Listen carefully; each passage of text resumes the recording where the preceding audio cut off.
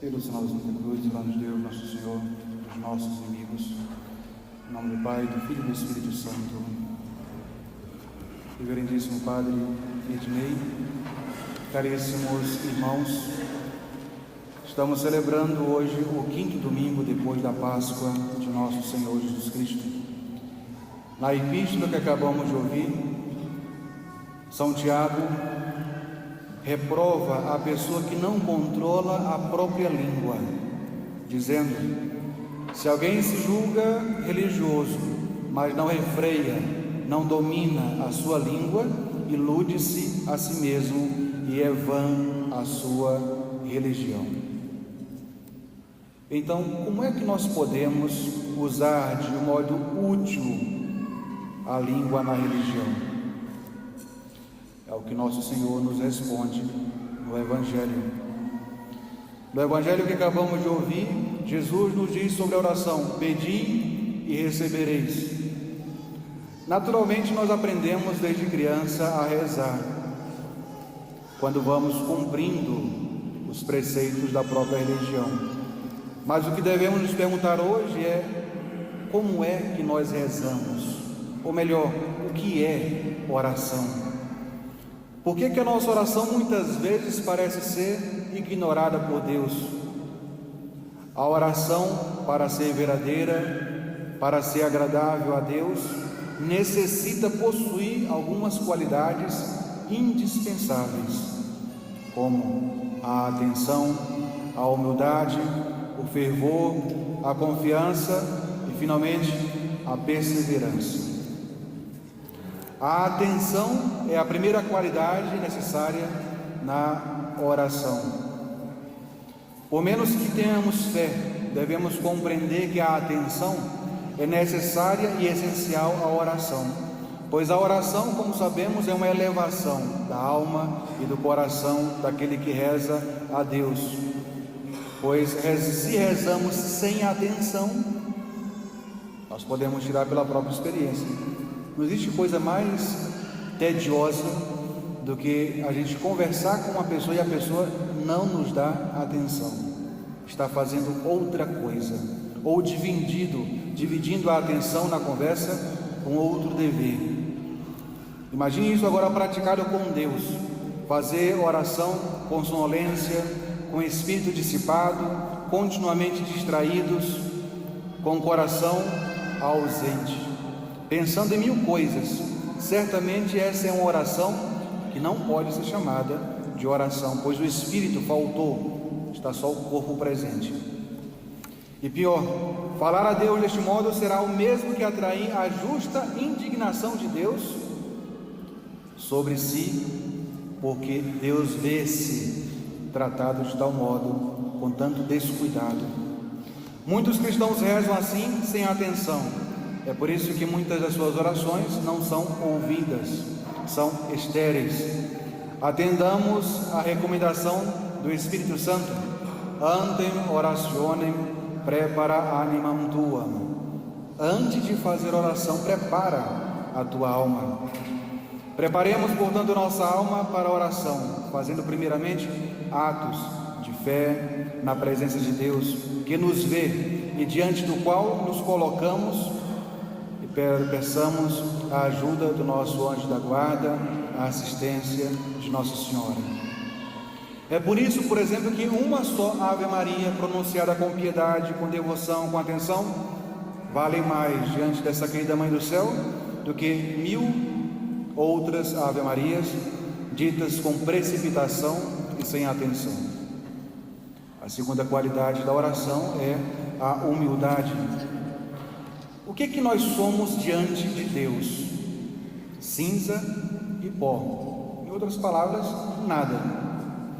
Porém, muitas vezes, quando vamos rezar, nos colocamos na presença de Deus como o orgulhoso fariseu, com ar de presunção, de arrogância, cheio de secreta estima de nós mesmos, em ostentação de alguma virtude adquirida, como se a tivéssemos adquirido sem a graça divina. E assim, querendo atrair bênçãos, a pessoa acaba atraindo maldições. Isto faz com que as nossas orações sejam infalivelmente reprovadas, porque Deus resiste aos soberbos. Não há nada mais antipático que um mendigo arrogante e cheio de orgulho que quer se passar por rico e piedoso.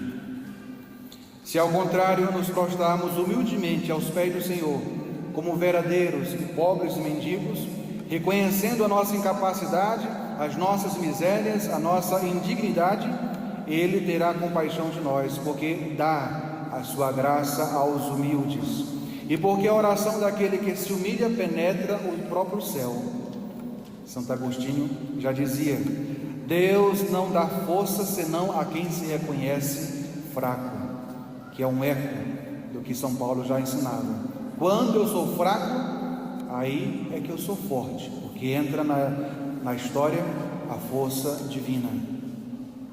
Terceira qualidade da oração é o fervor.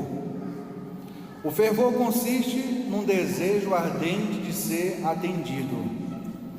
O nosso fervor seria grande e os nossos desejos sinceros e veementes se considerássemos de um lado, primeiro, a nossa completa indignidade, a nossa extrema pobreza, necessidade, e do outro lado, ao mesmo tempo, a grandeza e a excelência dos bens que pedimos, especialmente quando vem dessa fonte divina chamada Deus.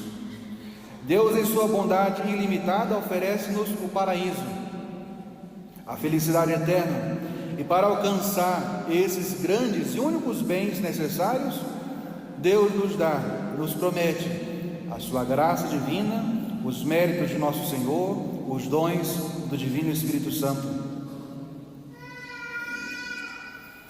Infelizmente acontece que, tendo que pedir bens tão preciosos e tão necessários, os pedimos com tanta negligência, tibieza, indiferença, até com menos desejos de um homem que pede um copo d'água para matar a própria sede. Portanto, caríssimos irmãos, aprendamos a pedir a nosso Senhor que excite em nós os desejos mais sinceros e mais fervorosos, um maior zelo pela sua glória e pela nossa salvação.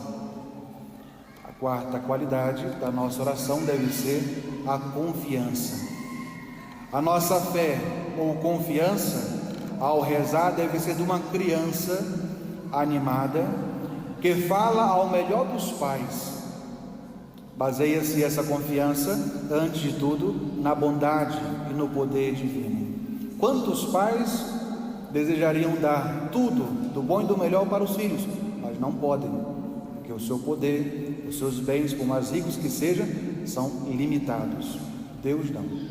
Deus quer e Deus pode nos dar todos os bens, especialmente os mais necessários, como a salvação. Deus está sempre junto de nós, velando, pronto, com as mãos estendidas para nos socorrer. É o próprio Senhor que nos impõe o preceito de a Ele recorrermos com confiança.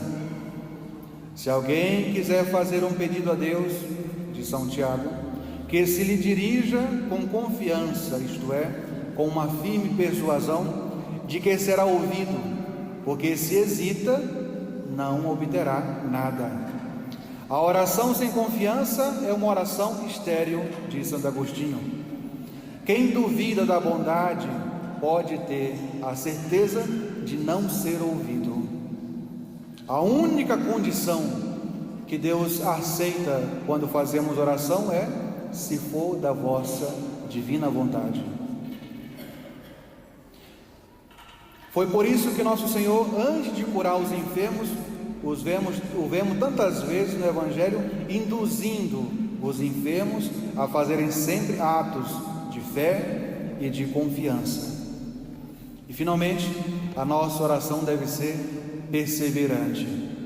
Rezar uns instantes, rezar uma vez e querer ser ouvido imediatamente é falta de respeito para com Deus, é desconhecer o valor das suas graças, é esquecer que, sendo Deus o Senhor dos seus próprios bens e dons, Ele tem o direito de dar ou de não dar, ou de dar no tempo que Ele quiser.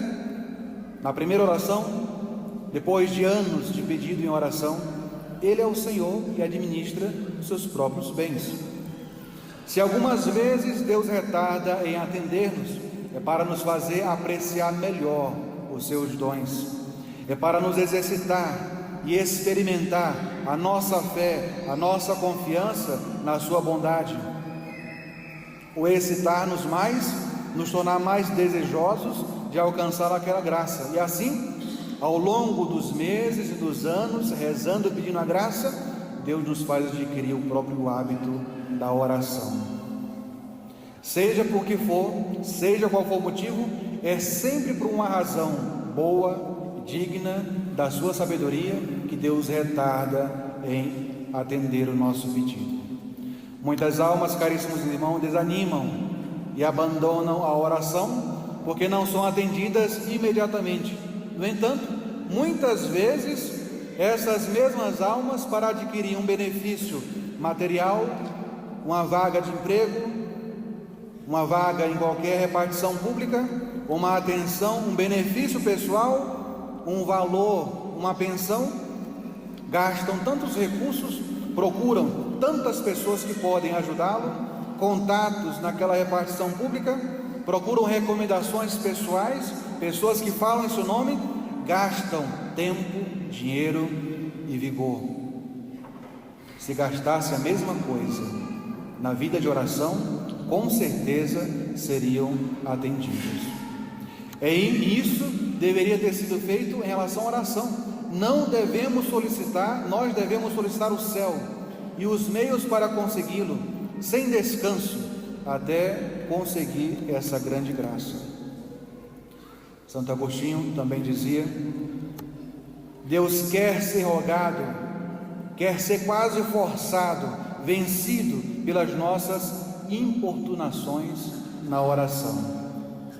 Consideremos, por exemplo, os exemplos do próprio Evangelho, daquele que vem de noite pedir 3 pães a um amigo, daquele cego de Jericó gritando cada vez mais alto, e sobretudo a admirável persistência da cananeia que pedia a cura da sua filha. Todos só foram ouvidos porque foram constantes, perseverantes na oração.